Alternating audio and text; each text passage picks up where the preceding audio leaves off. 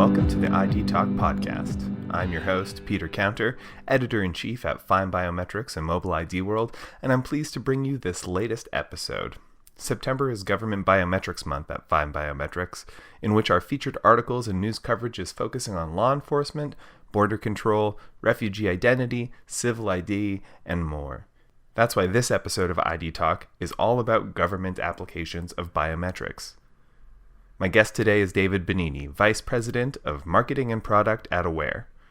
Our conversation starts with the broader topics of government applications and how Aware is serving the government-adjacent vertical markets before we take a deep dive into the company's ABIS solution at the heart of many of its government initiatives.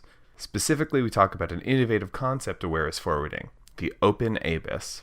We move on to talk about Aware's recent exhibition at ID for Africa this summer, and some major trends happening in the region, delving deep into the ethics and mechanisms behind the concern over vendor lock-in. Our conversation ends with a preview of what's next for Aware in the government space. And now, without further ado, here's my conversation with Aware's David Benini.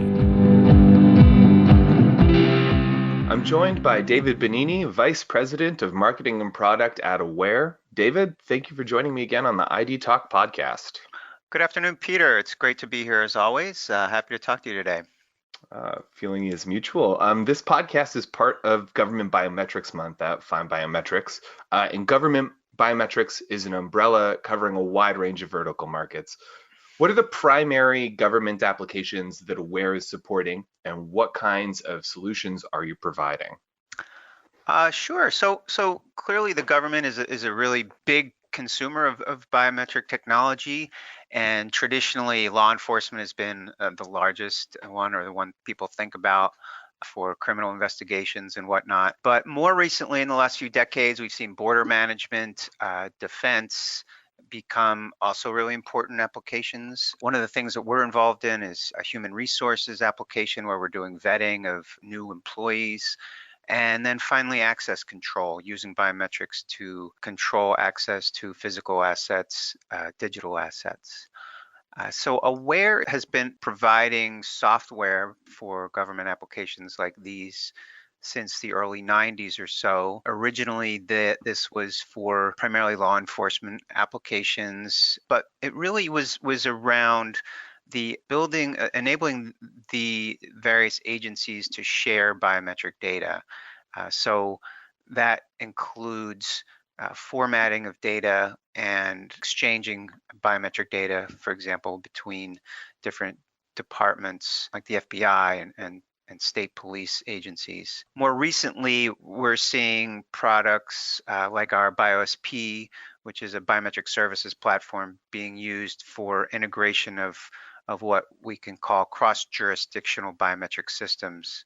So these might be different departments within an agency, different agencies within a government, or even sharing of data or services between international bodies. So for example, Agency X wants to search the fingerprint database of Agency Y. Another category we get into is biometric enrollment.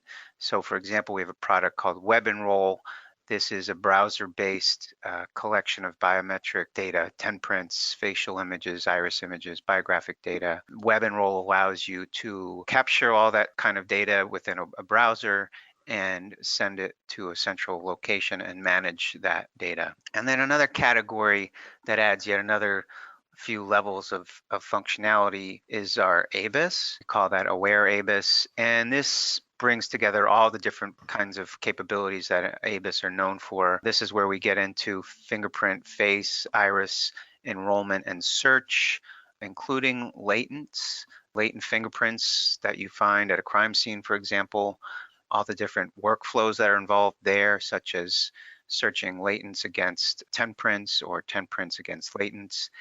And then finally, examiner workstation applications, where a professional biometric examiner would sit down and do analysis of some of the data that is coming back from a search, or performing a search and enhancing that function. Now, just as the government biometrics umbrella covers a lot of different vertical markets, et cetera, and you have quite a few products for it, Also kind of spans the globe.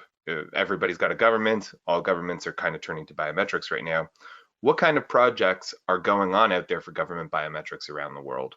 Well, yeah, if you read the if you read your website, for example, or watch the news, you'll see a lot of things that are going on that are just showing us different ways that biometrics are deploying. I think border security is an interesting one, and what we're seeing recently is the acceptance of the technology by airlines to use facial recognition and other technologies to facilitate the efficiency of passengers going through an airport, basically. So a lot of times you see the photos and the data from a passport being used to process airplane passengers. They might be visiting kiosks, for example, and it's all essentially intended to reduce the friction of airport travel. It also has the benefit of creating less or saving some work for CBP in the process of handling new visitors or people coming from overseas. So we're seeing it in airports all the time now, is automated kiosks that allow us to pass through the border more in a more automated fashion. And some other areas are interesting. So OBIM, which is essentially a biometric group as part of CBP, is running ident.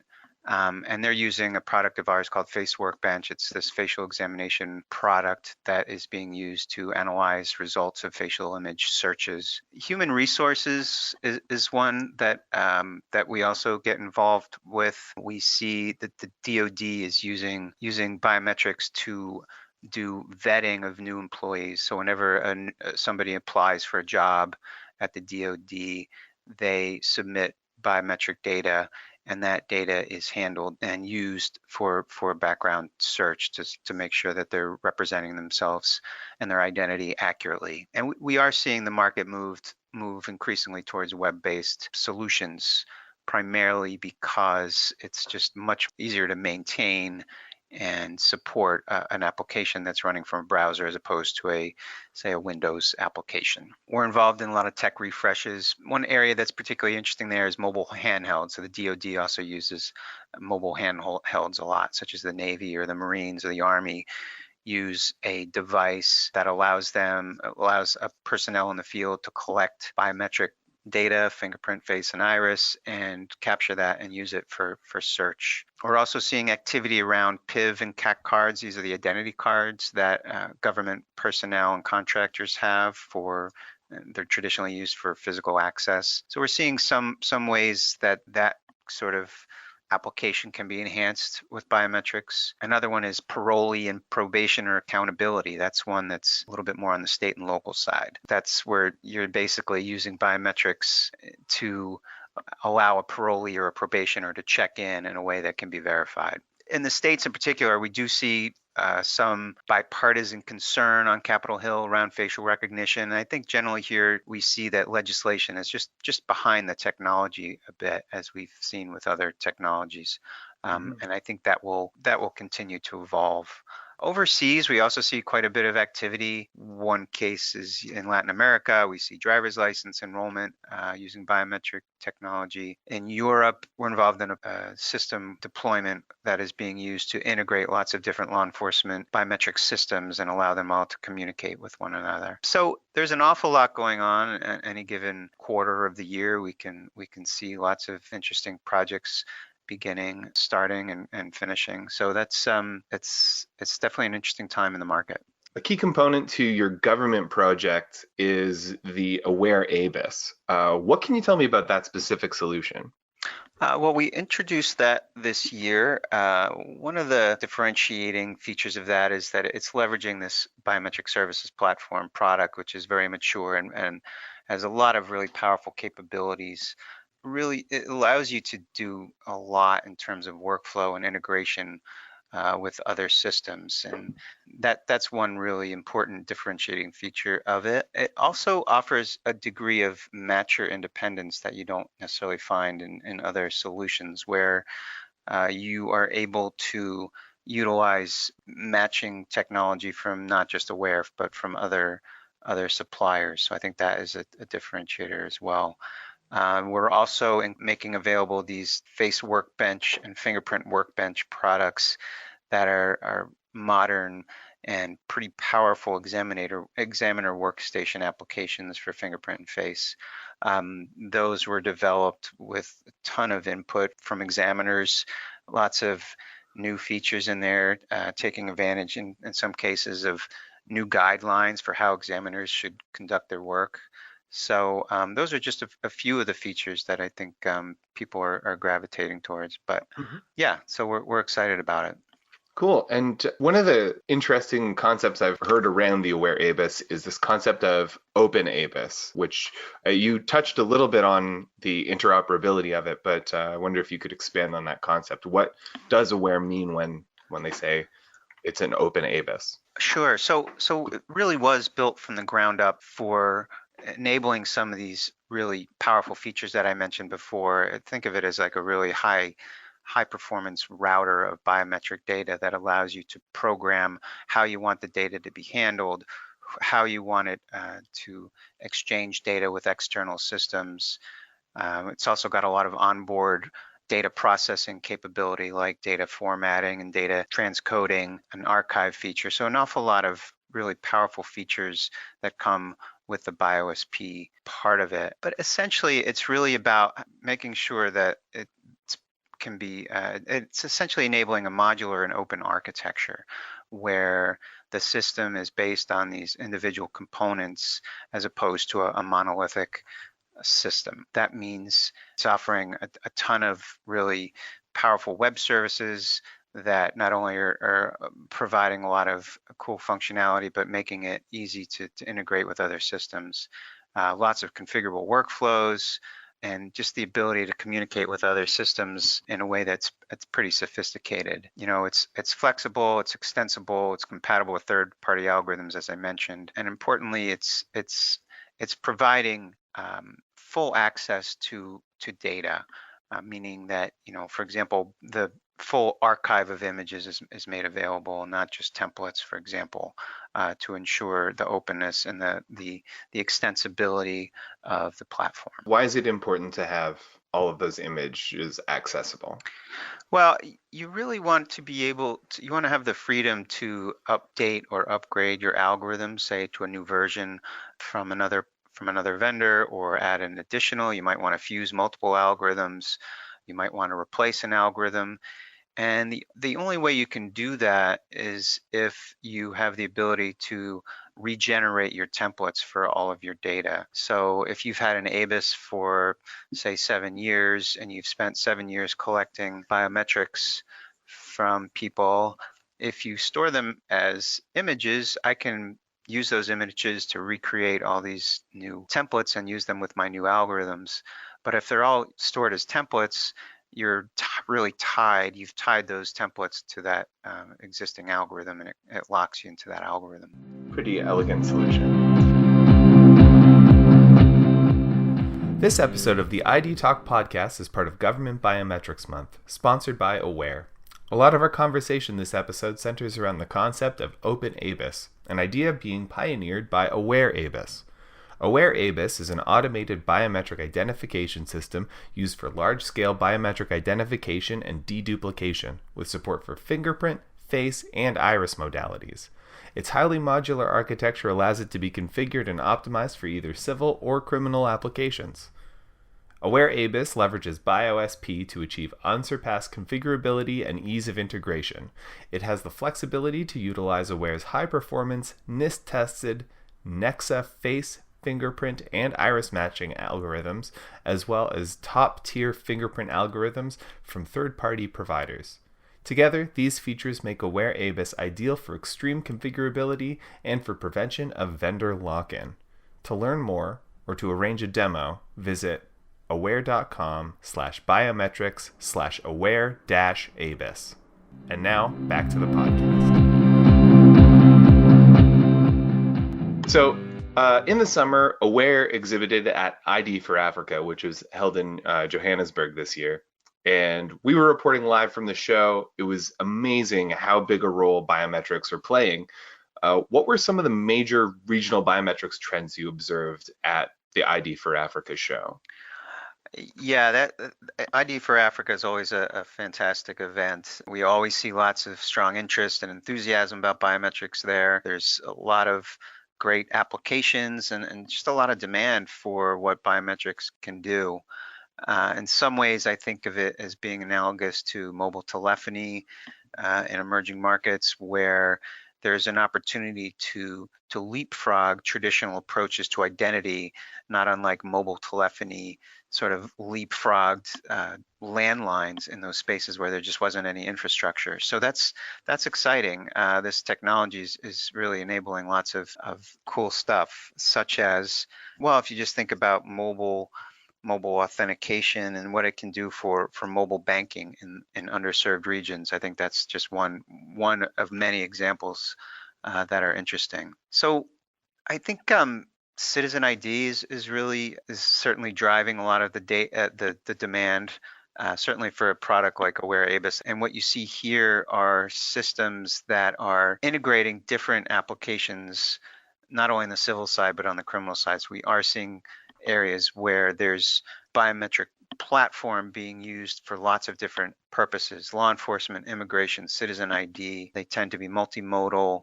They tend to have mobile capabilities. And another interesting thing that we hear about is vendor lock-in. So that was an interesting topic at ID for Africa this year. Proposed solutions to that issue being discussed, such as technical standards. So yeah, that was another topic that was kind of interesting and certainly relevant to the ABIS realm. And what specifically is vendor lock-in and how does it occur? Vendor lock-in is a term that folks are using to describe this phenomena of, and I think it's, it tends to be discussed around the topic of AFIS and ABIS, these biometric search platforms, but I imagine it applies to other technologies. It's essentially around this concept of a vendor selling proprietary technology that makes it really difficult for the customer to remove or update or basically evolve down the road. So in the case of an ABIS, I think there are technical reasons why vendor lock-in might happen. And a big one would potentially be these proprietary data structures, such as the proprietary biometric templates that we talked about a little bit before. It's essentially that issue, where you have these complex data structures, and to sort of update a system or to move to a different vendor would require a massive change, or basically what we used to call in the old days of telecom a forklift upgrade, to completely replace a system. But more generally speaking, if you've just got an opaque system design, or what I call a monolithic architecture with private interfaces, for example, between components or between the client and the server. So there's another example. So if the client and the server components of a solution both need to be provided by the same vendor, that's certainly evidence that there may be some kind of lock-in going on, and you can imagine why. You're basically saying, well, oh, you can't update your client application without updating your server, or vice versa. Right. So, one thing we find, though, and the engineers here will tell you that, the communication interface, so if you think about an interface between two systems and how to make that open, the communication between two systems tends to be simpler relatively than that structure of the data being exchanged. So for example, for two systems to talk to one another and say, hey, give me this file, and that system says, okay, here is that file. That type of communication is relatively simple to program. But that data that just got handed over, that might have 200 or 300 different data elements in it, that's where standards like NIST, ITL are really, really important. And so we find that customers who are using the NIST standard as a data interchange format for the data that they're exchanging goes a very long way in ensuring that these systems can communicate with one another. You can establish a modular architecture that can be sort of updated and integrated with other systems.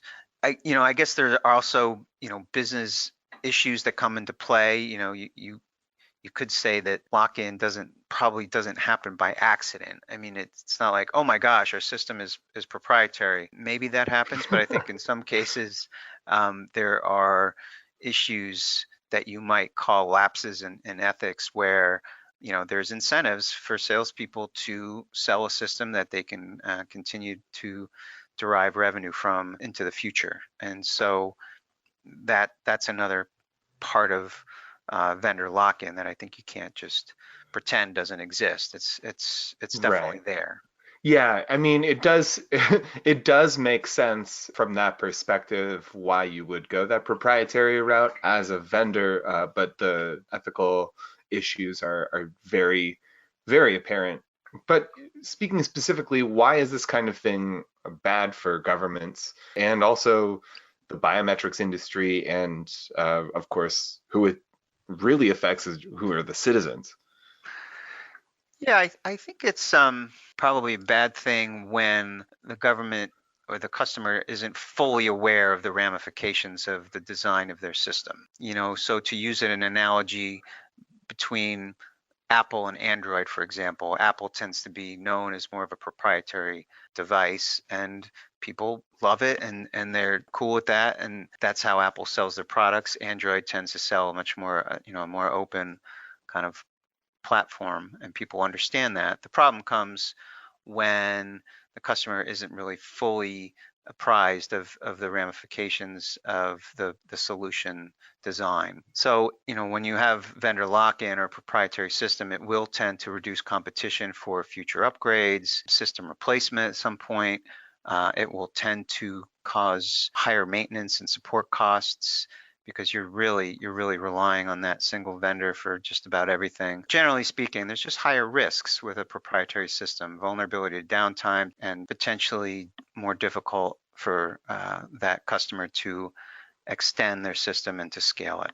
It's really fascinating when you talk about the system replacement and the high maintenance and support costs, just because we can see that happening sort of in not such an ethically questionable way, just in terms of replacing access control systems in the enterprise. We run into that all the time, is having to replace a legacy system is just such a huge obstacle that a lot of people are just left vulnerable and then they don't upgrade when they can't do it easily, you know.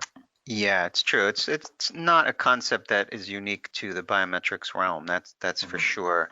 I think with biometric systems doing search, it just tends to be sort of explicit with this, again, this kind of biometric template concept where, oh my gosh, you didn't keep, it's so obvious that you should be keeping the images that if you don't, it would seem to appear that that was potentially an issue of ethical misconduct because it's Right. something that's so obvious to a biometric specialist that should be done. You should save your images.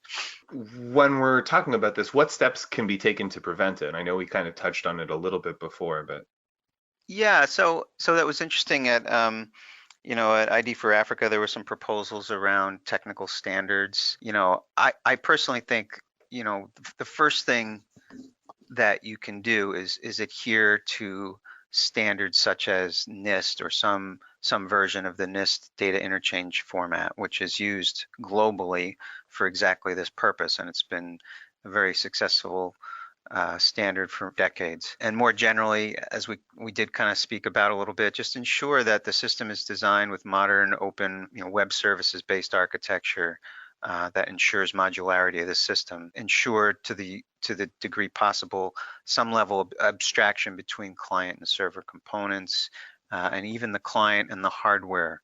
So where you might have a peripheral device, that ideally that device should be independent of any software. So that's, it's something that our business has been involved with for decades since we were founded, was this idea of making sure that various components of a system are working somewhat independently to the degree possible. I think it does not necessarily mean that you require a standardized communication interface, standardized APIs that tell you exactly what calls you need to communicate between different system components. because as I had said before, those are not necessarily as critical or time consuming to kind of adapt to a new system. If you have an interface there, that's important, but standardizing the structure of the data that you're exchanging is really important. And then, as we've said a couple times already, absolutely preserve an archive of raw biometric data. Mm-hmm. So the reason for not necessarily over standardizing interfaces is because you can potentially lose, functionality and some special features that a particular product might have. For example, we have this platform; it's got a lot of capabilities. If we're told we have to adhere to this very strict and kind of narrow API that's kind of generalized to the whole market, then the customer is potentially going to lose a lot of capability that he would otherwise have. So it's something definitely has to be kind of looked at closely. Yeah, there seems to be sort of a balance you have to find between both ends of that spectrum because they both end up kind of killing the competitive nature that makes for a healthy biometrics industry. Absolutely. That's very true. I agree. If I was listening to this, I'd be wondering, is there a threat of vendor lock-in in North America when it comes to government biometrics? I don't hear about that as much. I think it tends to be not so much a technical issue here as much as maybe a procurement issue, perhaps. The U.S. went through a process like this back in the early 2000s, post 9/11, when this issue came up around interoperability between ident and IAFIS, which were at the time two large AFIS, one IAFIS being run by FBI, ident being run by the Immigration Department. And there was this issue that they didn't really communicate. And I think what we saw in that discussion was that, and clearly these are two platforms with very different requirements, right? So IAFIS, the FBI, the interoperability was inherently built into that system because it was designed to enable data interchange between state and local law enforcement agencies. So from the ground up, that whole system was designed for that kind of use case. Ident was different. It was used for border applications. Sharing of data wasn't as important, and I think that platform was more of a kind of proprietary design, and so it became more important when it became apparent that those systems really should be able to talk between each other at a very high, and be able to exchange data. So long story short, I think we've gotten past most of those issues. And I think now other parts of the world, we're seeing progress on that front as well. Mm-hmm. Well, that's certainly a relief. An open biometric workflow and integration platform, Aware's BioSP is a modular platform used to enable a biometric system with advanced biometric data processing and management functionality in a web services architecture. It provides workflow, data management and formatting, and other important utilities for large-scale biometric systems. BioSP is well suited for applications that require the collection of biometrics throughout a distributed network and subsequent aggregation, analysis, processing, distribution, matching, and sharing of data with other system components. It's modular, programmable, scalable, and secure, capable of managing all aspects of transaction workflow, including messaging, submissions, responses, and logging. Learn more about BioSP and the many biometric solutions it enables by visiting aware.com. Now back to the podcast. All right, so we're recording this in September 2019, looking at the end of the decade here. What's next for Aware? Well, certainly in the government space, it continues to be a really important part of our business. I have to think that government will continue to be, for the foreseeable future, the largest consumer of biometric technology, although we are certainly seeing lots of exciting things happening in other areas like financial services and others. But within the government, we are just going to keep doing what we've been doing for a while. We continue to see strong demand for BioSP and the capabilities that platform has. I think I can say it's the market leading platform of its kind in the market. So that team is extremely busy with deployments of that product. We're also seeing, we've had dozens of deployments over the years, and there's always requirements coming in for tech refreshes and updates with new capabilities. We're excited about the new ABIS. We're getting a lot of interest in that. We do expect that we'll have some deployments of that we'll be able to talk about in the future.